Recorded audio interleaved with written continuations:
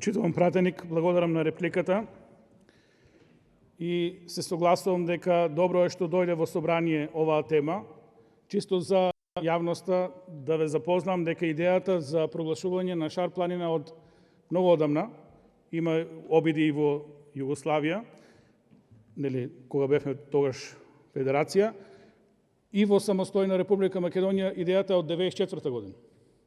Се правеа повеќе обиди, за жал неуспешни, затоа вака малку ќе бидам конкретен, ќе се обратам до Дуи.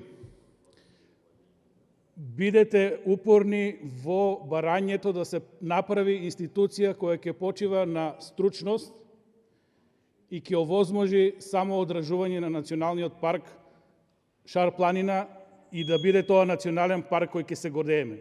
Затоа ги потенцирам овие работи. Мораме да најдеме одговор на овие работи. Благодарам.